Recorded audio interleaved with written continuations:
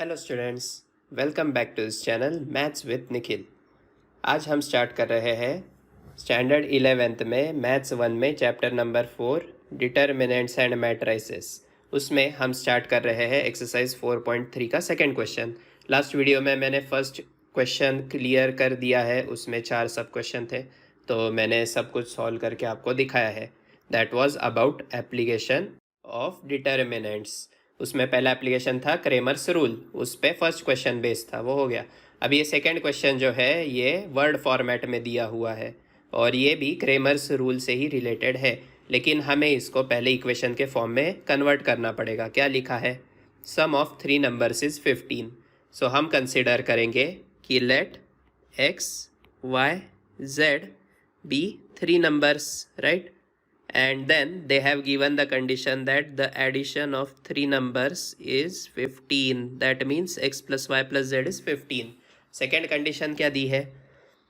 If the second number is subtracted from the sum of first and third numbers. मतलब क्या?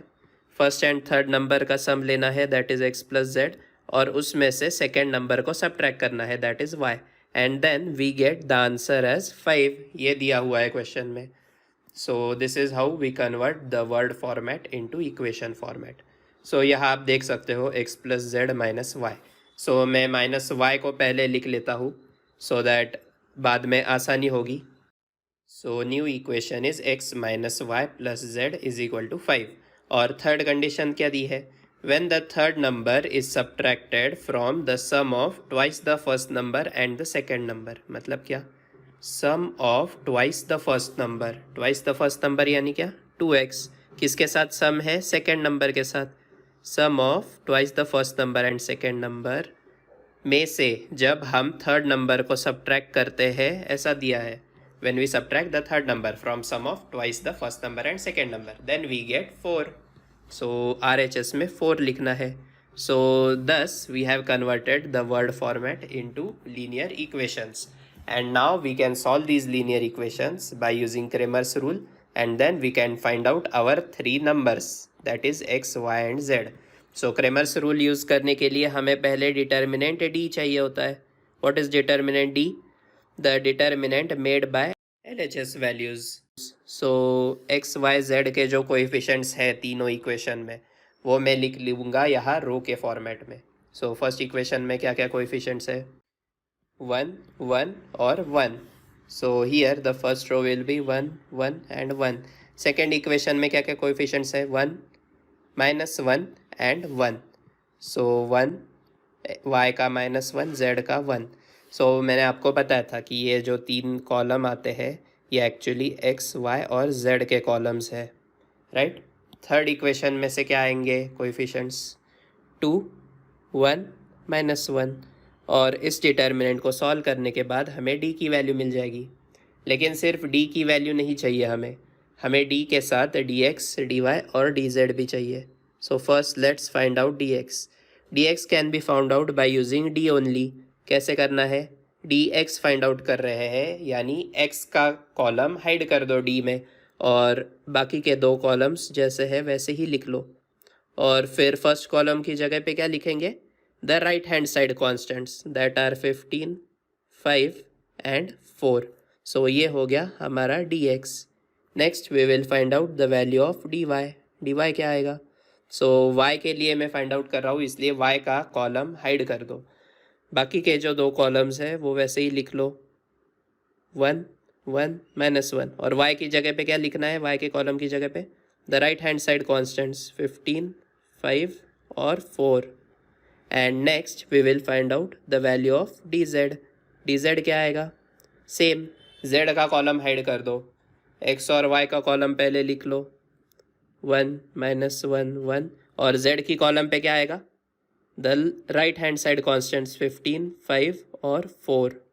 सो this is how we form dx, dy, dz, और इनको use करके हम x, y, z की value find out कर सकते हैं।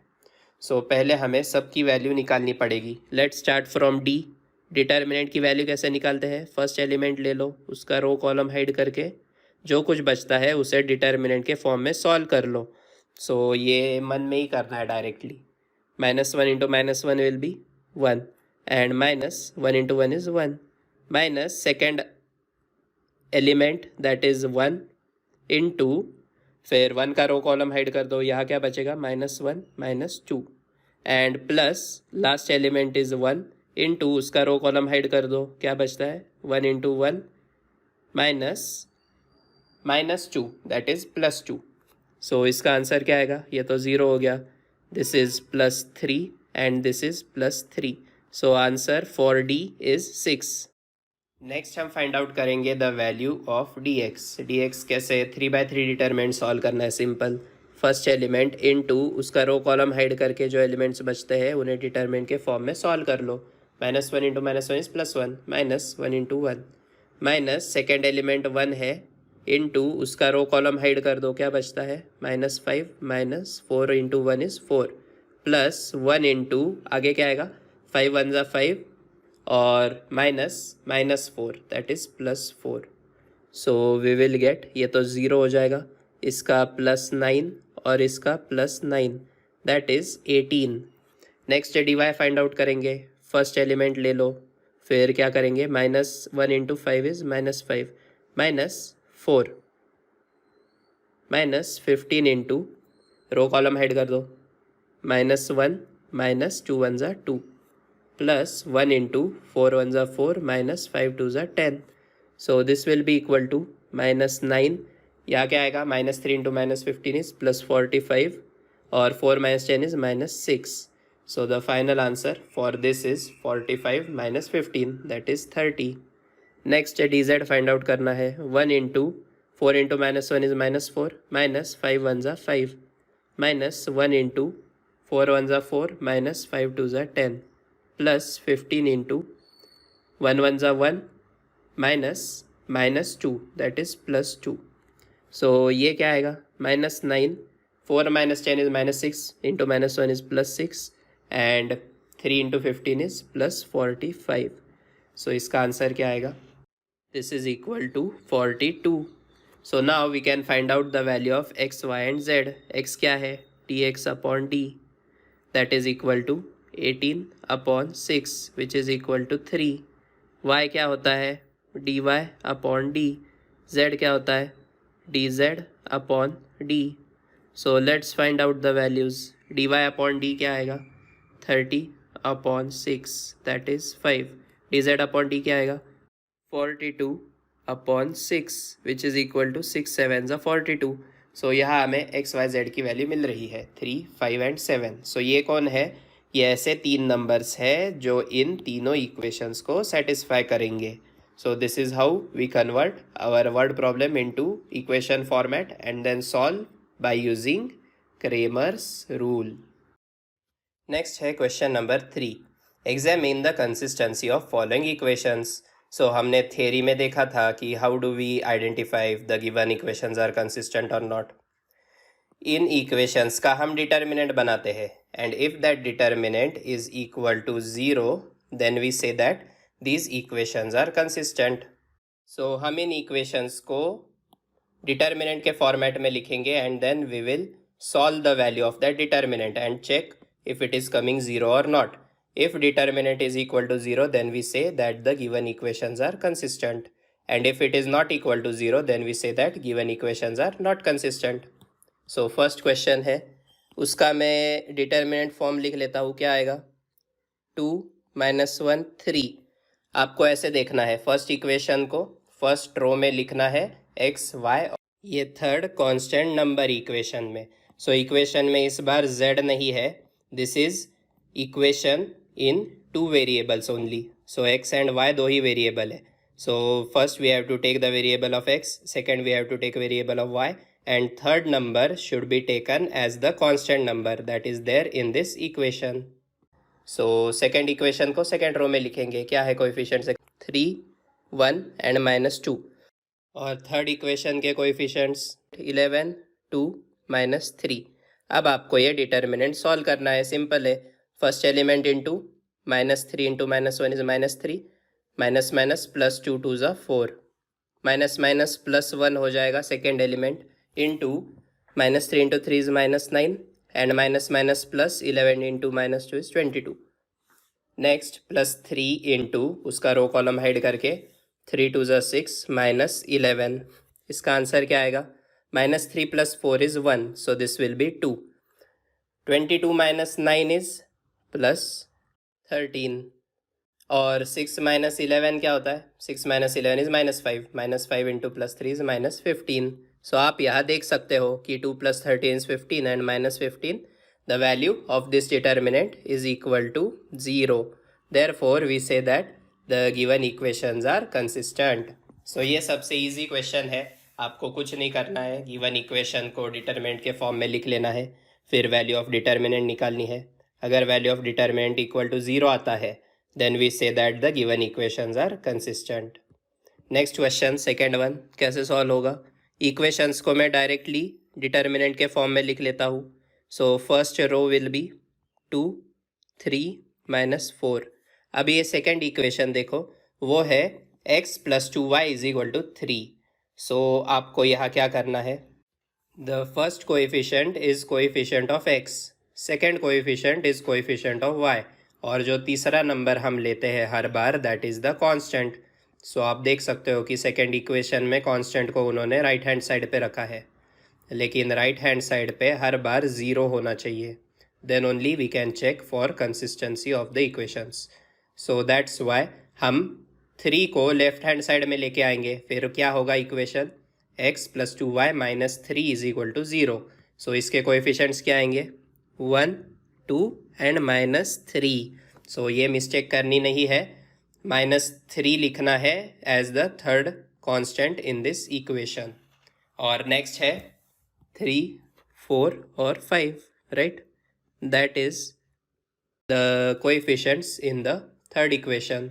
x का कोएफिशिएंट 3 है, y का कोएफिशिएंट 4 है, और थर्ड कांस्टेंट नंबर है 5। सो इस डिटर्मिनेंट को सॉल्व करना है और इसकी वैल्यू निकालनी है। अगर इसकी वैल्यू 0 आती है then we say that the equations are consistent. कैसे सॉल्व होगा? 2 इंटू 5 2 ज़ा 10 माइनस माइनस प्लस 4 3 ज़ा 12 माइनस 3 इंटू 5 1 ज़ा 5 माइनस माइनस प्लस 3 3 ज़ा 9 माइनस 4 इंटू 4 1 ज़ा 4 माइनस 3 2 ज़ा 6। क्या आएगा answer? 10 + 12 is 22। 22 into 2 is 44। 9 + 5 is 14. 14 into 3 is -42. And last is 4 - 6 is -2. -2 into -4 is +8. So इसका आंसर आ रहा है 10, because 44 - 42 is 2 and 2 + 8 is 10. So this is not equal to 0. और अगर ये डिटर्मिनेंट नॉट इक्वल टू 0 आ रहा है then we say that the given equations are not consistent. Last question देख लो। लास्ट क्वेश्चन में क्या दिया हुआ है? सेम 3 इक्वेशंस दिए हुए हैं, आपको सॉल्व करना है। सो मैं आपको दिखाता हूँ कि डिटर्मिनेंट कैसे बनेगा। फर्स्ट इक्वेशन देखना है, उसके कोएफिशिएंट्स देखने हैं। x का कोएफिशिएंट 1, y का कोएफिशिएंट 2, और थर्ड कांस्टेंट इज -3। सो यहाँ आएगा 1 2 -3। सेकेंड इक्वेशन में देखना है 7 4 -11, 7 4 -11। थर्ड इक्वेशन में देखना है दैट इज 2 4 -6। सो यहाँ आ जाएगा 2 4 -6। अब आपको इस डिटर्मिनेंट को सॉल्व करने की ज़रूरत नहीं है, because if you observe the third row you can see that we can take out 2 common from the third row, right? So taking out 2 common from the third row, ऐसा हम कर सकते हैं डिटर्मिनेंट में। सो फर्स्ट और second row तो वैसा ही रहेगा, थर्ड रो क्या आएगा? 2 कॉमन लिया तो 1 2 एंड -3। अब आप यहाँ देख सकते हो कि first row and third row both are same, and if any 2 rows or any 2 columns in a determinant are same, then the value of that determinant is equal to 0. So आपको ये पूरा सॉल्व करने की ज़रूरत भी नहीं पड़ी, आपको सिर्फ प्रॉपर्टीज ऑफ डिटर्मिनेंट यूज़ करके इसका आंसर मिल गया। So if the determinant is equal to 0 then we say that the given equations are consistent. So consistency of equations आपको इस तरह से हर बार चेक करनी है। नेक्स्ट क्वेश्चन है find k if following equations are consistent. मतलब क्या? उन्होंने पहले ही देखे रखा है कि the given equations are consistent. That means the determinant form of these equations will be equal to 0, right. और यहाँ पूछा गया है find out K. So K is the unknown in this. So first question को हम equation के form में लिखेंगे. So determinant will be 2, 3 minus 2, right. ये फर्स्ट इक्वेशन देखिए, इसके कॉन्स्टेंट्स को हम डिटर्मिनेंट में लिख लेते हैं. 2, 3 माइनस 2. सेकेंड क्या आएगा? 2, 4 माइनस के. सो 2, 4 माइनस के. और थर्ड क्या आएगा? 1 minus 2 and 3k. 1 minus 2 and 3k. So this is the determinant and the value of this determinant has been given equal to 0 already. उन्होंने बोल दिया है कि the equations are consistent. That means the value of this determinant is 0. So हमें k find out करना है. यहाँ k unknown है सिर्फ. k कैसे find out करेंगे? सिंपल है, इक्वेशन को मतलब डिटर्मिनेंट को सॉल्व कर लो. सो कैसे सॉल्व होगा? 2 इंटू 4 3 ज़ा 12k minus 2k, because minus 2 into minus k is 2k. Next, minus 3 into 3 2 ज़ा 6k minus minus plus k minus 2 into, अब रो और कॉलम हेड कर दो. 2 का क्या बचता है? Minus 2 into 2 is minus 4 minus 4 1 ज़ा 4. So the answer we are getting here is 12k minus 2k क्या होता है? 10k. 10k into 2 is 20k. 6k plus k is 7k and into minus 3 is minus 21k. और last है minus 4 that is minus 8. Minus 8 into minus 2 is plus 16 and the value of this has already been given equal to 0. So therefore k की value find out करनी है. 20k minus 21k, therefore minus k plus 16 will be equal to 0. therefore k की value क्या मिल रही है directly? अगर k को right hand side में ले गए हम तो k की वैल्यू आ रही है 16. So this is the value of k. इतना आसान है ये question. So whenever they say that the given equations are consistent, you have to consider that the determinant form of these equations will be equal to 0. Second question देखिए, similar एकदम, कुछ भी different नहीं है. आपको डरना नहीं है बिल्कुल. सिर्फ आपको 3/3 डिटर्मिनेंट अच्छे से सॉल्व करना आना चाहिए. उसमें प्लस माइनस की गलतियाँ हो सकती है, सो आपको प्लस माइनस का ध्यान रखना है. नेक्स्ट क्या आएंगे कॉन्स्टेंट्स? के 3 1. सेकेंड इक्वेशन में 1 2 1. थर्ड इक्वेशन में 1 1. और तीसरा कांस्टेंट है ही नहीं यहाँ. That means we have to consider it as 0. So ये डिटर्मिनेंट काफ़ी सिंपल है अगर एक 0 है तो. So the value of this determinant will be equal to 0 because the given equations are consistent. अब हमें ये डिटर्मिनेंट को इवेल्युएट करना है, इक्वल टू 0 करना है और फिर k की वैल्यू निकालनी है. Simple. So how do we find it? Solve the determinant. k into 2 0 ज़ा 0 माइनस 1 1 ज़ा 1 माइनस 3 इंटू 0 1 ज़ा 0 माइनस 1 1 ज़ा 1 प्लस 1 इंटू 1 1 ज़ा 1 माइनस 2 1 ज़ा 2. And this has been given equal to 0. Therefore minus k minus minus plus 3, यहाँ क्या आएगा? 1 minus 2 is minus 1 is equal to 0.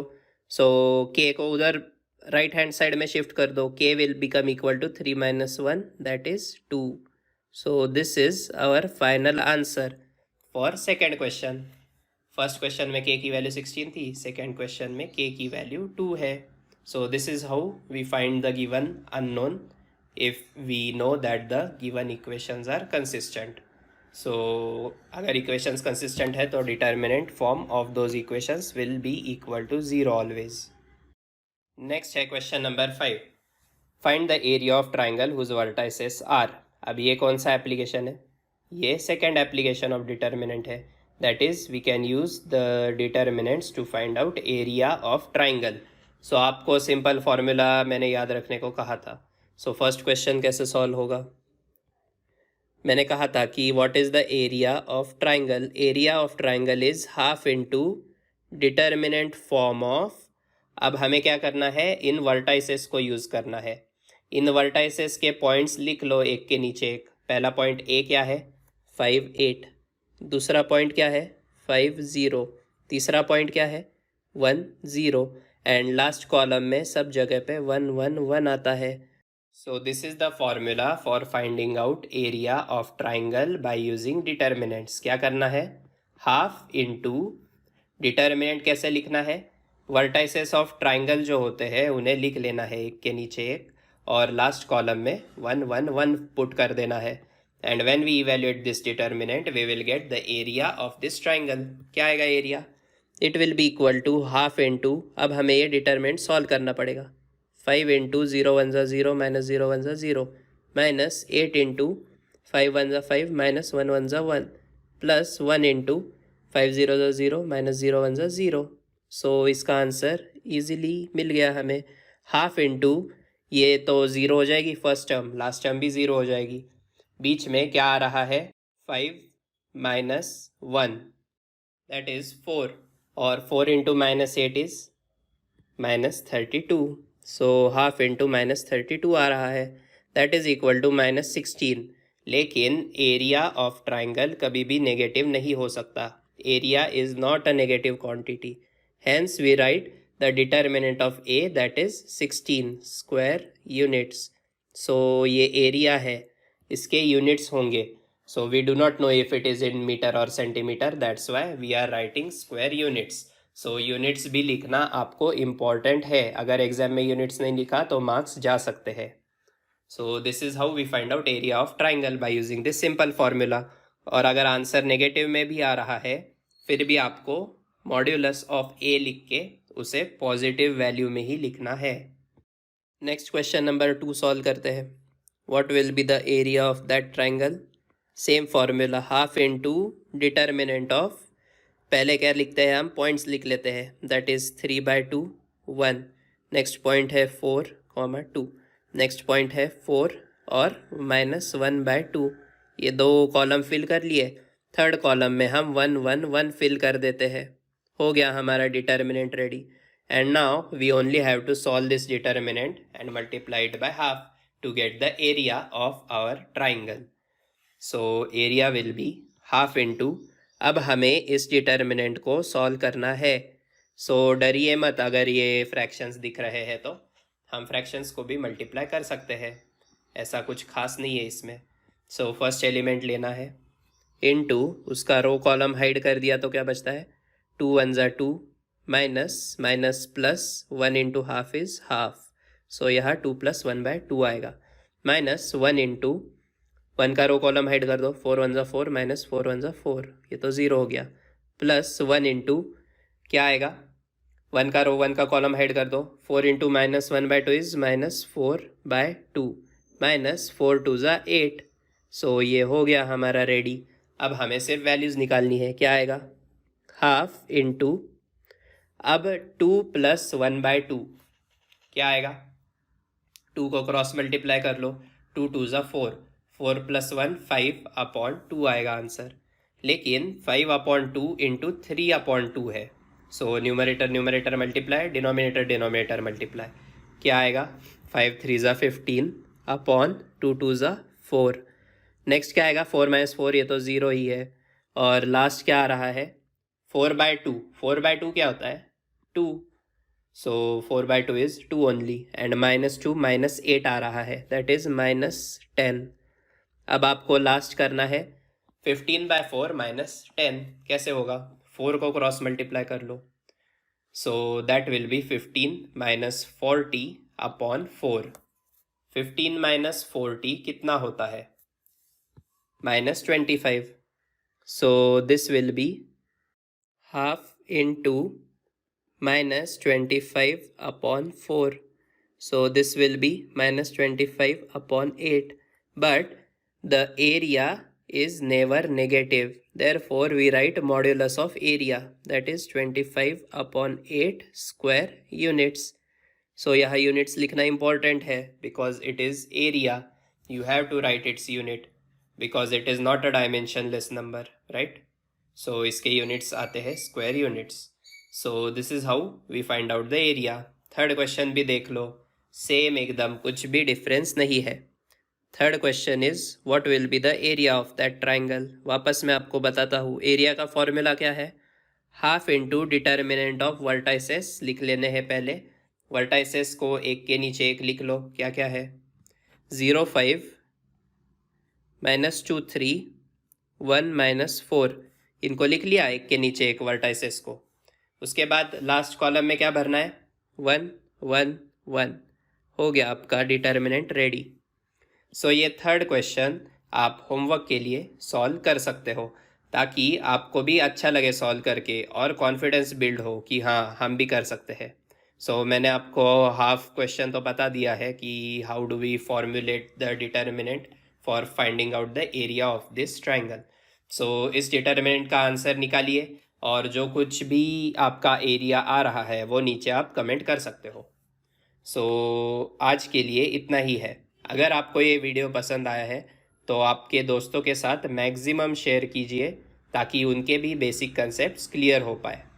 Next lecture में हम इसी एक्सरसाइज के आगे के क्वेश्चंस कंटिन्यू करेंगे। तब तक मैंने जितना सिखाया है उतना आप रिवाइज करके रखिए और हम मिलेंगे वापस नेक्स्ट लेक्चर में।